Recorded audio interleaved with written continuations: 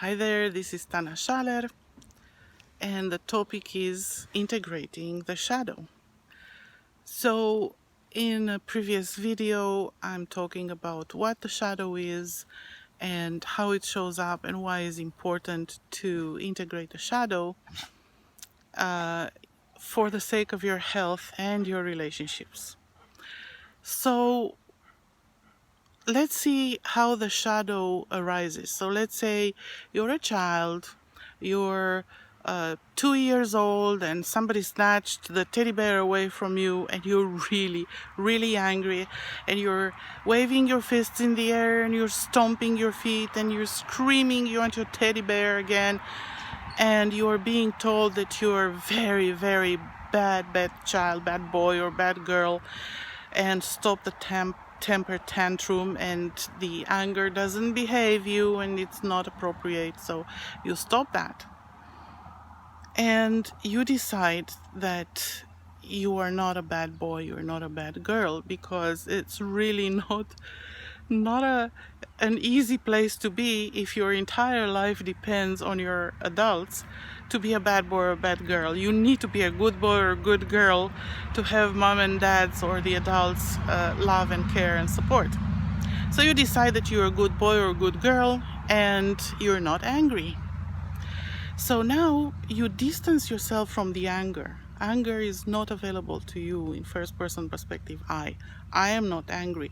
And you project it upon someone else. So you look at your neighbor, friend, and say, look at you. You are so angry. Look, I can see that. You are angry. I saw you stomping your feet. You are angry. And then further distance yourself from the anger by objectifying it, and anger becomes an it in third person perspective. Those people over there are angry, not me, because I'm a good boy, a good girl. But those people over there, they're very angry. And all of a sudden, the world is filled with angry people. And what happens? Anger in others begins to scare you. It's scary. Because you're not an angry person. But those people are.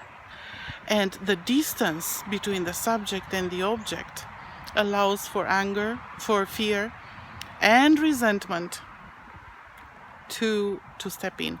So what you want to do is to trace it back from the third person perspective, it, and face it. So talk about it in third person perspective, it or he or she. Talk to it in second person perspective. Have a dialogue with it, you as a you, and then become it.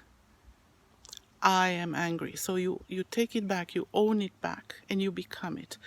And as you become it, you give it a voice out loud. Or you can journal it, or you can dance it and really stomp your feet, or whatever you are owning. You want to express it consciously with full conscious awareness, because you want to bring the kids back from the basement into the light of your awareness, right? And give it a voice, and use your breath, use your sound, and it doesn't have to be verbal sound. It can be any sounds that are to express that part, or dance it, or draw it, or paint it. You want to express it and own it. And when you own it, you can also ask it, how long have you been here with me?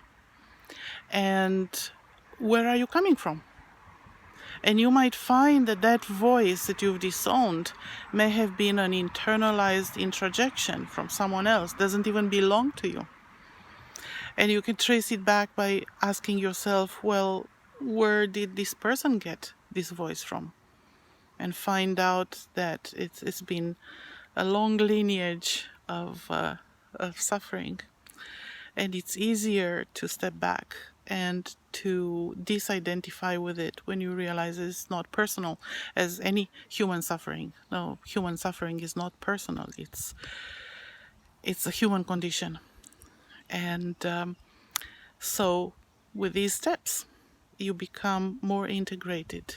More of you becomes conscious in your conscious awareness, and you have access to more of you to use as and when appropriate.